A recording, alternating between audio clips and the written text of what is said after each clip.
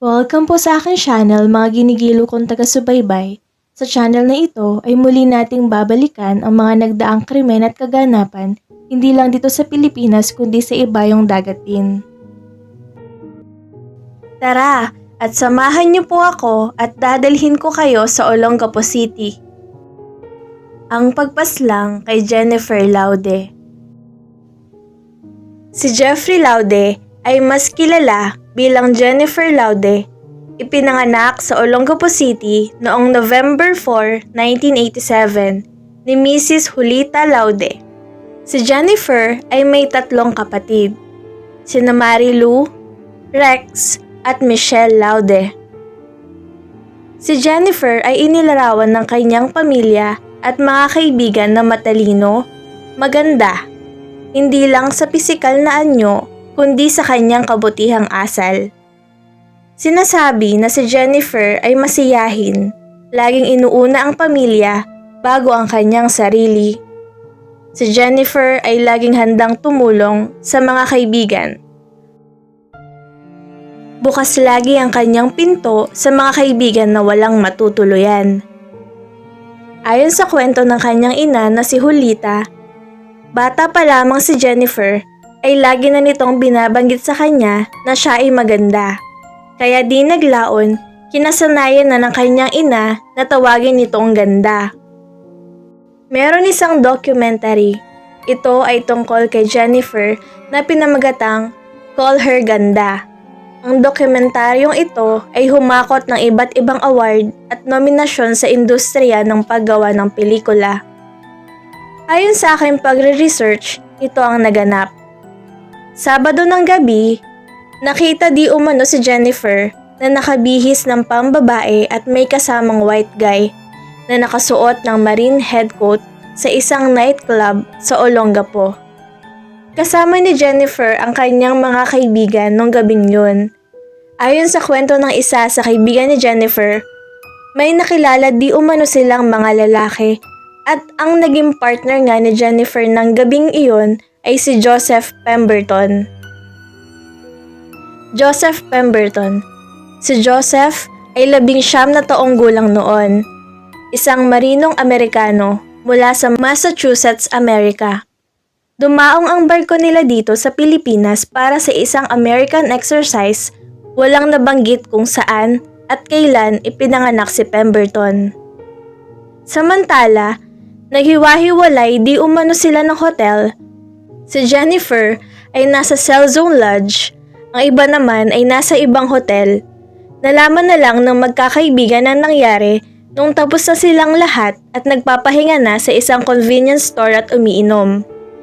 Sinubukan nilang tawagan ng linya ni Jennifer, ngunit wala di umanong sumasagot sa kabilang linya. Naglakad ang magkakaibigan patungo sa direksyon ng hotel na tinutuluyan ni Jennifer nang tinawag sila ni Barbie. Ang isa nilang kaibigan na di umano si Jennifer ay hinimatay or patay. Ang nangyari sa hotel. Ayon sa bellboy, pumasok si Barbie, Jennifer at Joseph sa room number 1 ng 11:05 p.m.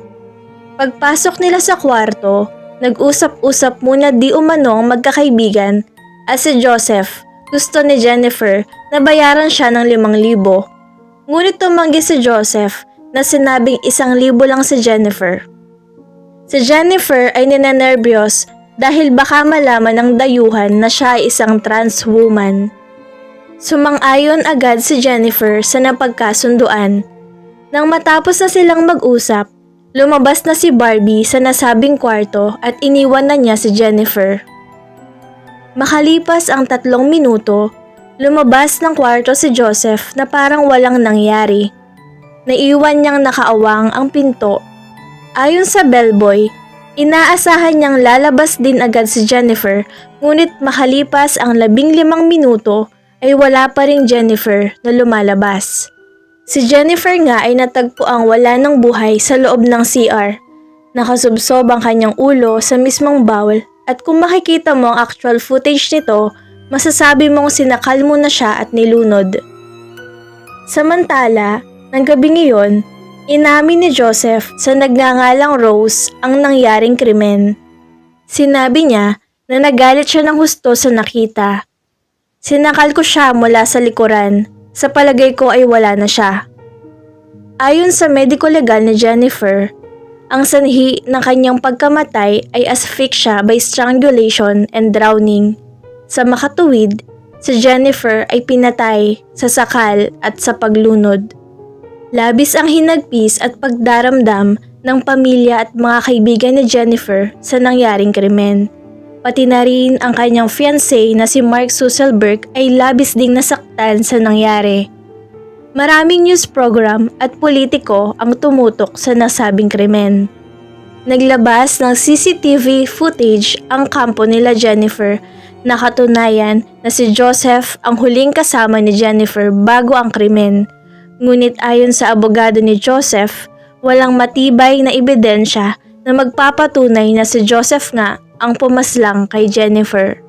Hindi nagpatinag si Julita at ang buong pamilya Laude sa paghingi ng hustisya sa pagpanaw ng mahal nilang si Jennifer. Samantala, gumulong nga ang kaso ni Jennifer at noong December 1, 2015, nahatulang guilty si Joseph Pemberton at ikinulong sa special facility inside the Philippine Military Headquarters. Mula sa murder ay ibinaba ang kaso sa homicide. Sinintensyahan siya na makulong ng 6 hanggang 12 taon. Ngunit noong September 7, 2020, si Joseph Pemberton ay nakalaya. Nakulong lamang ng halos 6 na taon dahil ito ay binigyan ng absolute pardon ng nakaupo noong presidente na si Rodrigo Duterte. Joseph Pemberton ngayon. Si Joseph ay dineport mula sa Pilipinas papuntang Amerika. Siya ay matatawag na freeman. Sana po ay nagustuhan ninyo ang Tagalog real-life crime story ko ngayon. At para po maging updated kayo, please like, follow, share, and subscribe nyo na po ang Tagalog real-life crime stories. Ako po ay bukas sa inyong mga opinyon, suwestyon at saloobin tungkol sa istoryang ito. Mag-comment lang po kayo sa baba. Hanggang sa muli po mga ginigilo ko.